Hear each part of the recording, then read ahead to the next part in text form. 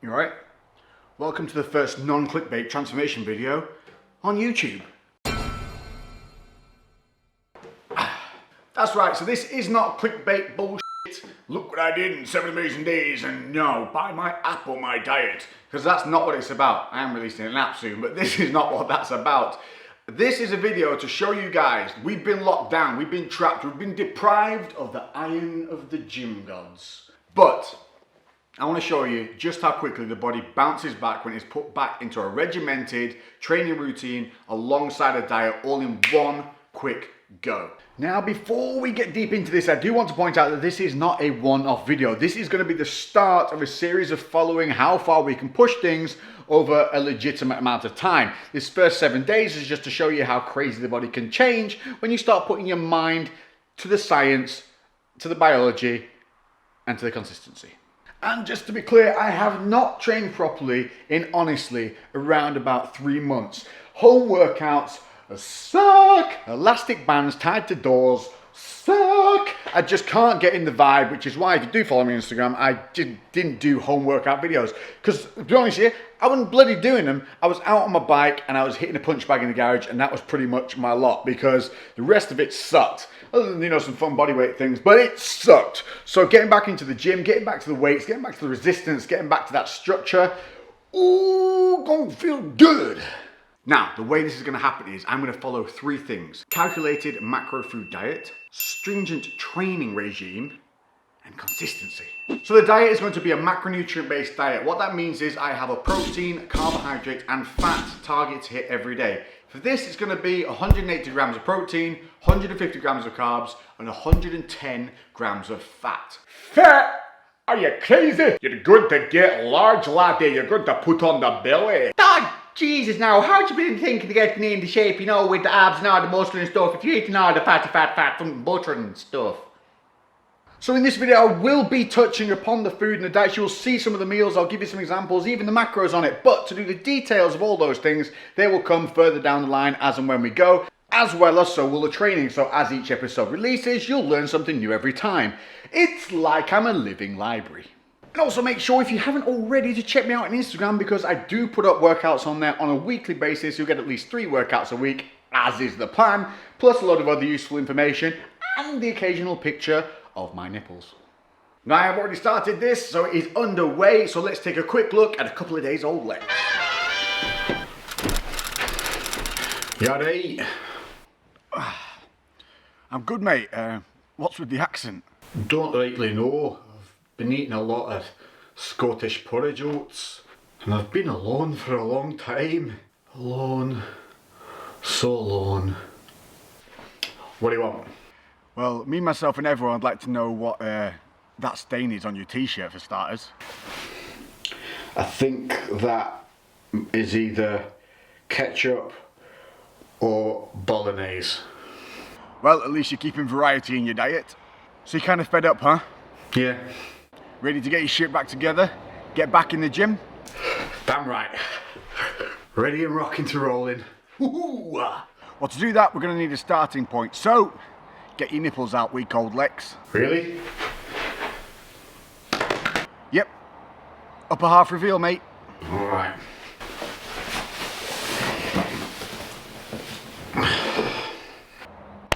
Okay, let's take a look at those love handles. I mean, angles.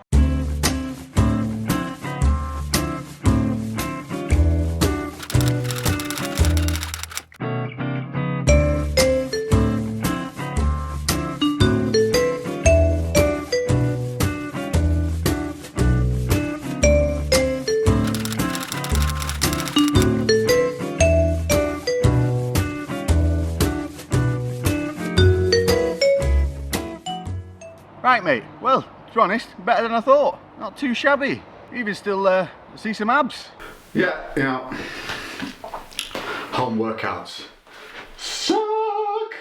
Totally agree, mate. They're the absolute worst. Well, thanks for that, though. Oh, we're not done yet. Yeah, we need to see those chicken dippers, mate. What? Yep. Really? Yep. Pants off, Griffin.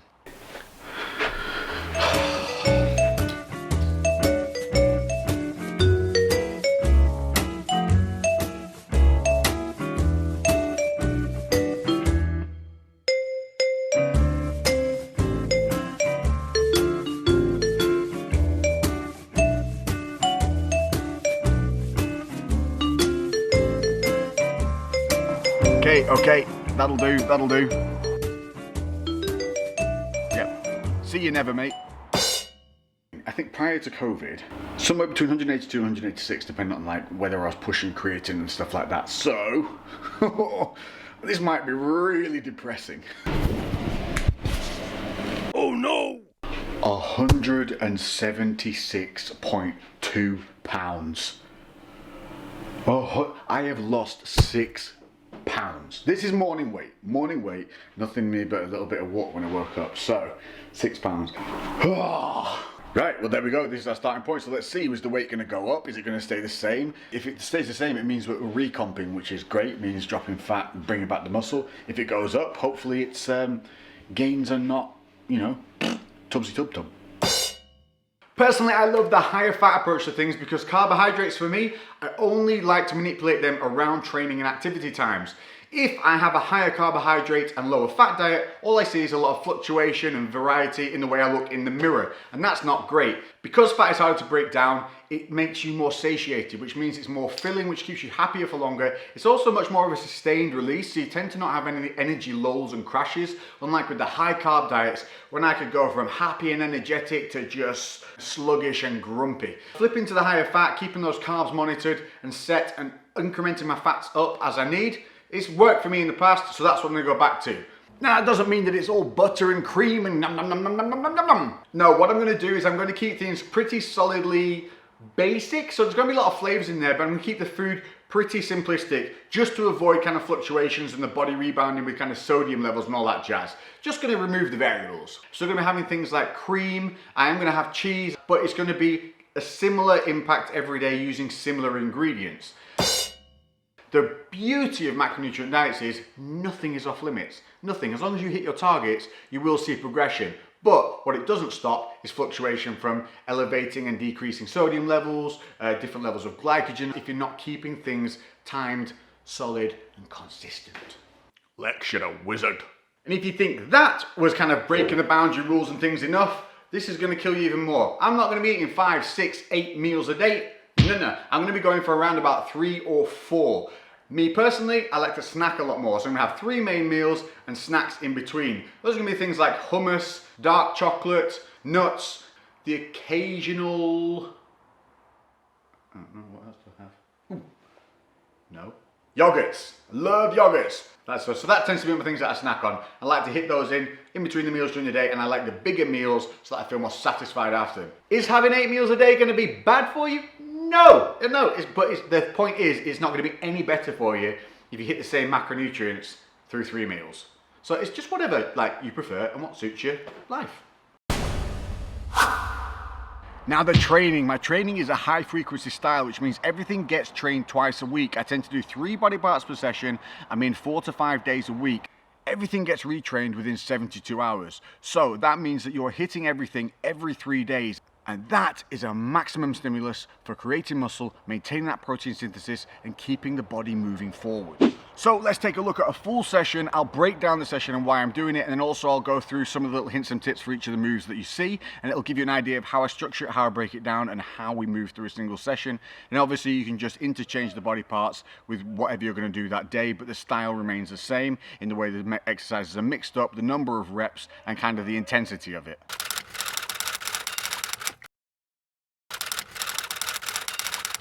Okay, full disclosure, this is day 2 of training. Day 1 I went in and did a full body one to ease the body back in. So day 1 of proper bodybuilding and high frequency breakdown. I start every session with 3 sets of these monkey hangs for 30 seconds, where you just hang your body weight through, letting your shoulders completely detach, stretching out the back and the shoulders. It's fantastic.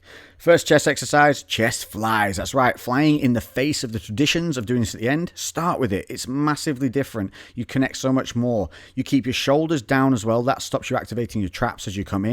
You're going to squeeze through, keeping your elbows below your shoulders. You're going to keep those arms fixed and focus on squeezing the chest at the top of each rep while keeping the shoulders down. What a lot of people tend to do is round forward with the shoulders and swing the body weight through. Avoid doing this. This is my final set, final reps, and look how strict I'm still being with myself, keeping it slow, keeping it strict on both positive and the negative.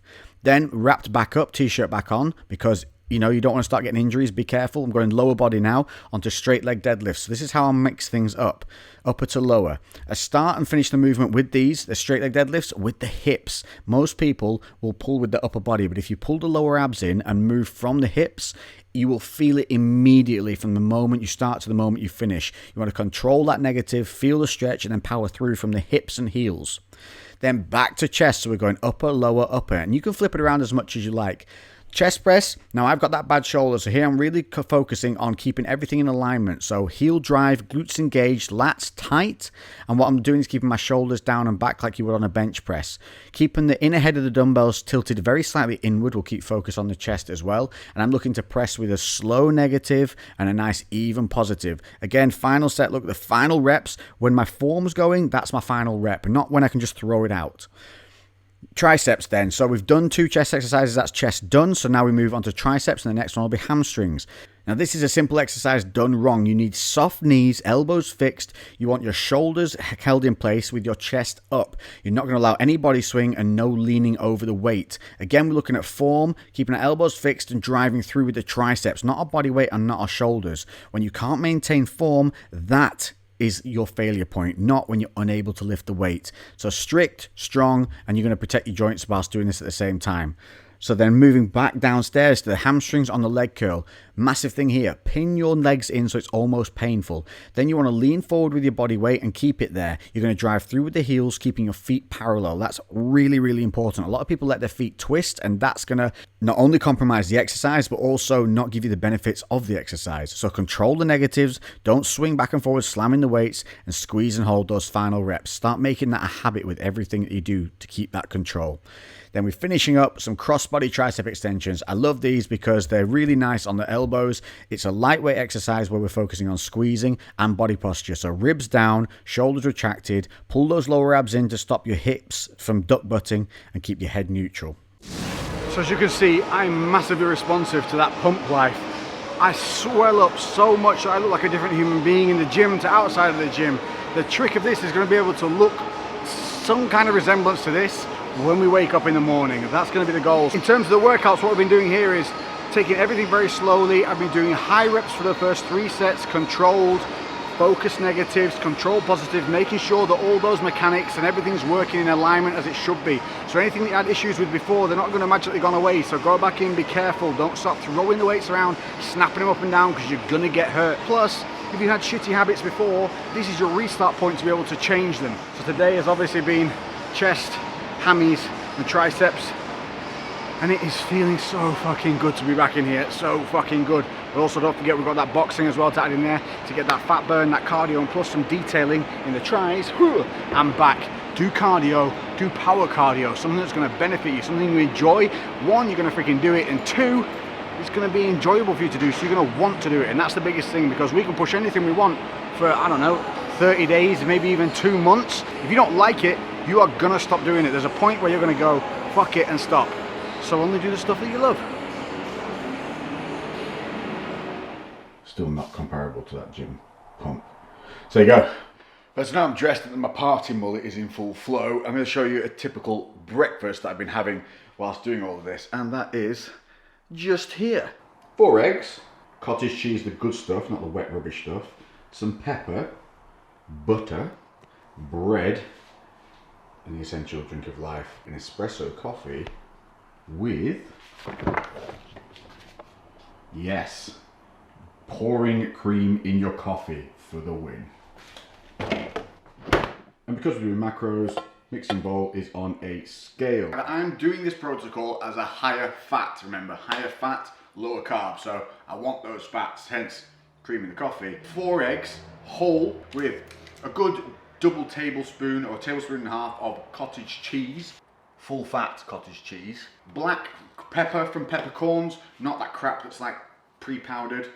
Then that's going boom into the microwave for around 2.5 minutes. Not on the hob, because on the hob the eggs tend to dry out a lot more. In the microwave it tends to stay a lot lighter, fluffier, and not dry, and that's how they want to be. And you want to take them out when they're about 80% done, because they will keep cooking afterwards. And obviously don't put metal bowl in the microwave or you kill your whole family.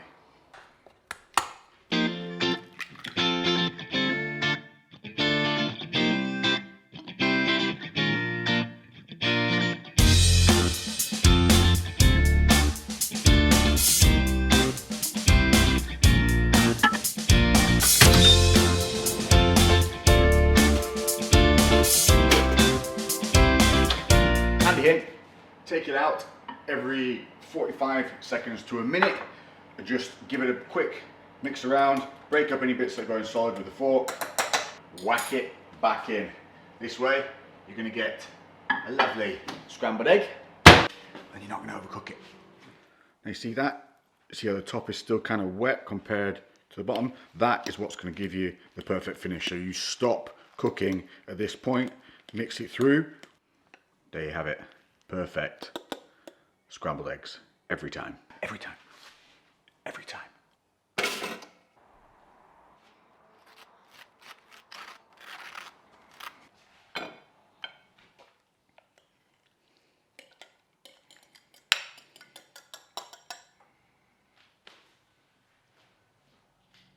And there we have it, the standard morning breakfast that I like to go to.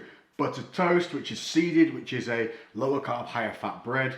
The eggs, as I've showed you, coffee and cream. The macros will be on the screen.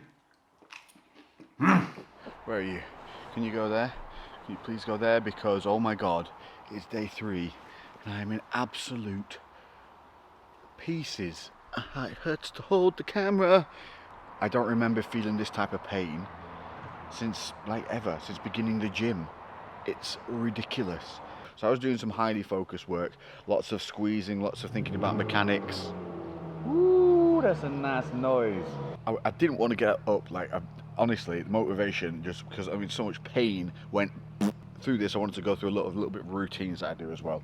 And one of them is to get yourself outside, in England obviously when it's not raining, and just put your feet on the earth. Why? Because one, you're getting out in the fresh air rather than sitting and festering inside the four walls of your home, which can, whether you realise it or not, they can kind of close in on you without you realising it and leave you feeling a little bit bleh.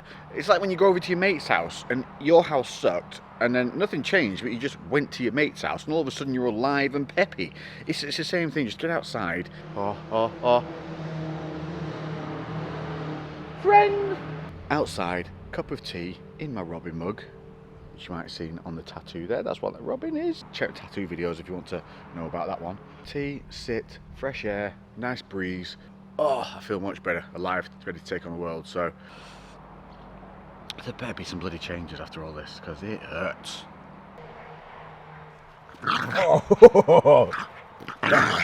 Go.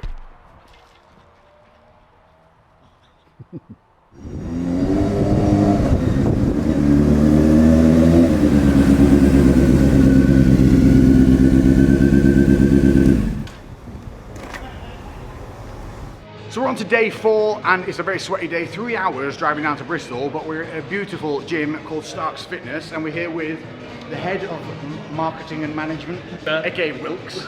Chief Queef.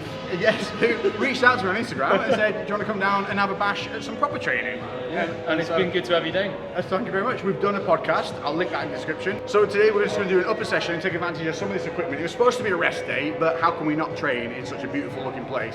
But what we are going to be doing, we're going to get some of the specialists in to help me improve on squat, bench, presses, everything that all the compounds that we want to remove with that you're struggling with, we're going to fix them.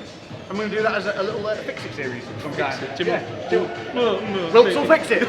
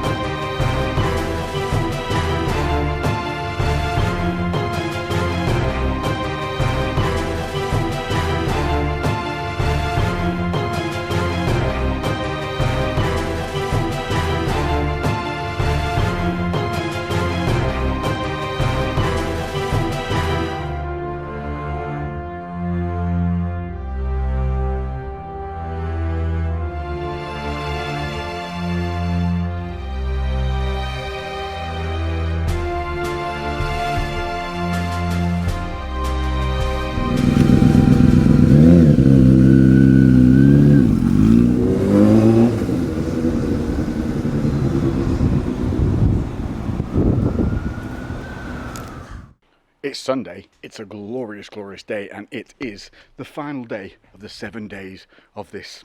We call it a transformation, but we're basically going to call it a see what the bloody hell happens when we pay attention to stuff video. And it has been just, couldn't have asked for a nicer day. So I spent the day out in the sun, getting my food in, getting some work done, prep for the upcoming app, which I've got coming out, which is going to be released, which is going to cover all of the stuff we're talking about in this. But it's going to give you all your own actual targets for your food, for you, for your goals, plus all the training that is going to evolve with you. So it is some work, but when it comes out, it is going to be tippity top. And I want to do it at a really affordable price so everyone can do it. So you're not having to pay out hundreds, even some people thousands, to, you know, coaches and stuff. This way it's for every person, and I guarantee it'll work. Just like we are going to see some goddamn results from the work and effort we've put in this week that has crippled me. So it's Sunday, it's the final day, it's quads, it's chest, it's shoulders. Let's go. Just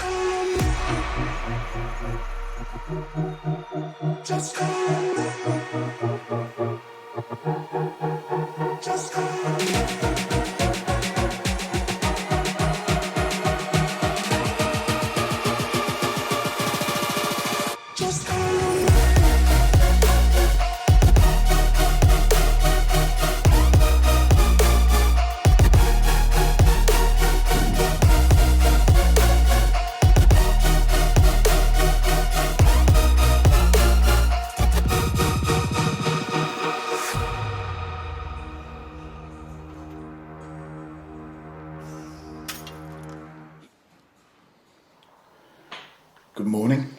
It is just gone 8:30 Monday morning, and it is final day. It's weigh-in day, it's physique checking day, and I'm just making it fair, having what I had before, which is just my creatine and Ribena, because I'm a genetic child. Pretty much all I've used through this week is just started back on creatine, and that's it. I haven't even really used any pre-workouts, nothing. So it's been raw, it has been hard, I'm not going to lie. Like, there were days when I got out of bed, I was in absolute bits. It's not easy. Going back and it's going to hurt, but don't be put off by it. In fact, embrace it. Every time you feel that pain, that twinge, every time you swing your legs out of bed and they don't bend, they just sit straight out and you do a little bit of a, yeah, it's good because it's progression. It shows you've been working and it's going to ease up. But already the routine and the rhythm of getting back in the gym has made me feel better about life. And that's what's important, is getting in a routine that creates a positive vibe for you and your life and progression. So, cheers, and then we'll hit the scales.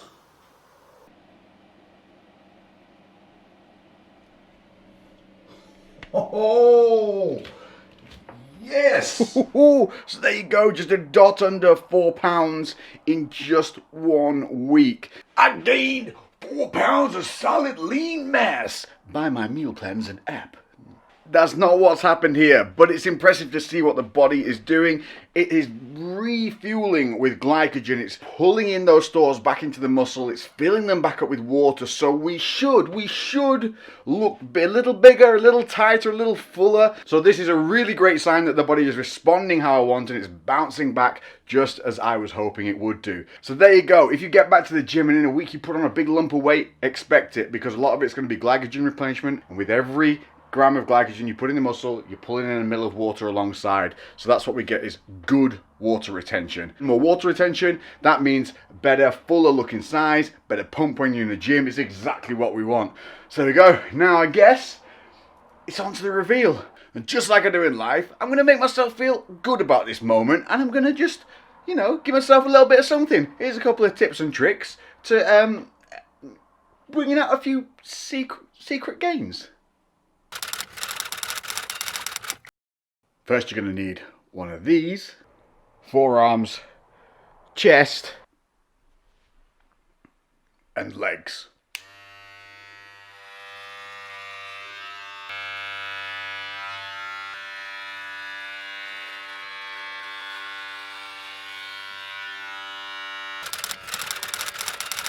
Woo! Ooh.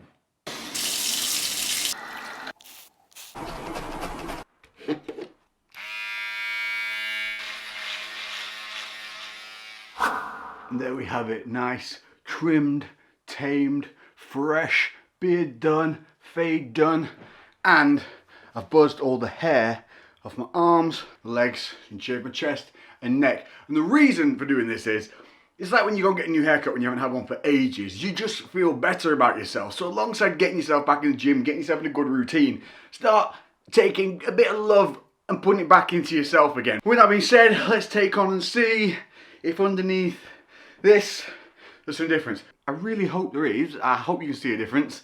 I haven't really done anything. Should I do a press up? I'm gonna do a press up. Yep. Yeah. One.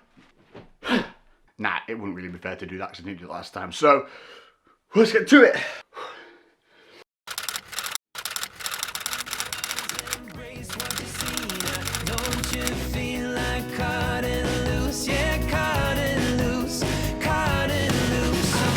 This is now the morning look.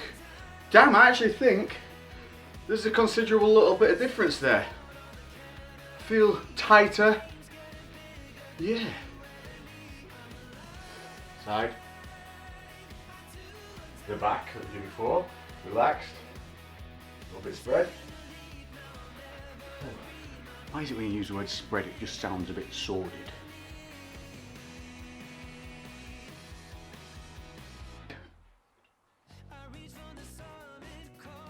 So I'm a bit shit at posing back, so you have to bear with me. But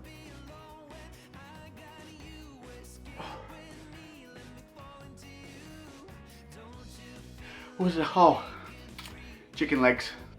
Okay, so a quick debrief. Prior to quarantine and everything, I was rehabbing a glute injury and bad mechanics of collapsing ankle and fallen arches in my feet. So I haven't been doing a huge amount of heavy squatting or work like that. But I'm very capable of doing leg extensions, leg press, integrating lunges much more into my routines and things like that. So this was one of the most painful things to reintroduce, and that was hamstrings and quads. They definitely kick my ass more than most muscle groups, especially lunges. So when you get back in there, be prepared for the pain to hit you the next morning and for the next 4 days afterwards. But it's all good. As long as we're feeling the pain in the right places, you're on the right track. So let's have a look at these drumsticks.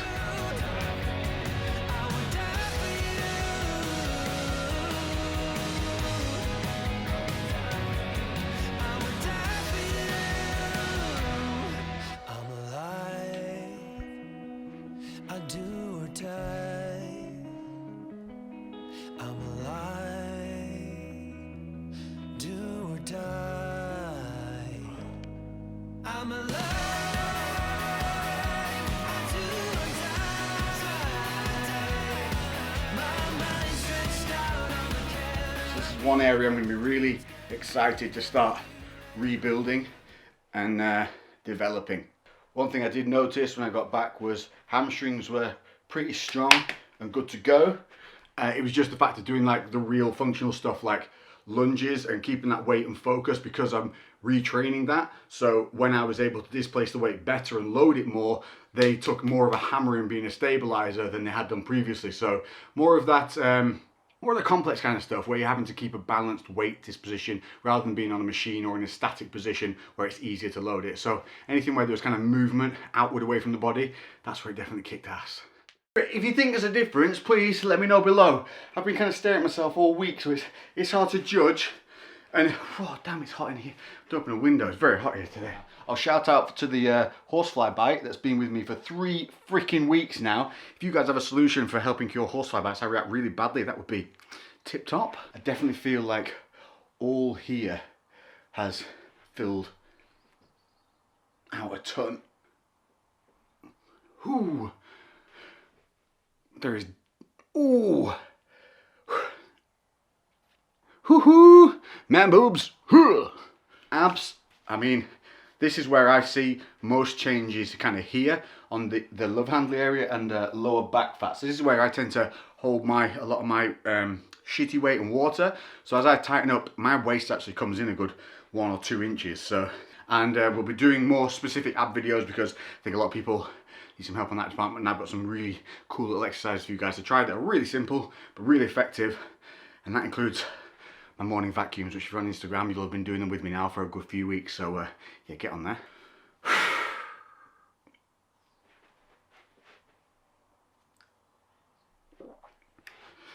So there we go. I mean, was this easy?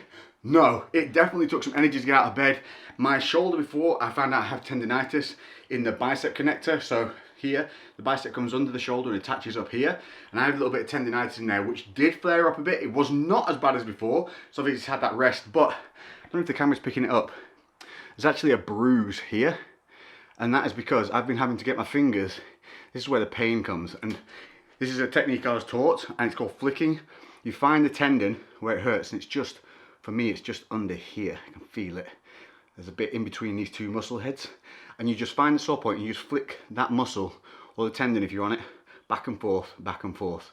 And it does help ease it off, but I've been doing it so much, I don't know if the camera's picking up, I actually, in real life, have quite a solid bruise there from it. So there has been that's definitely been an issue.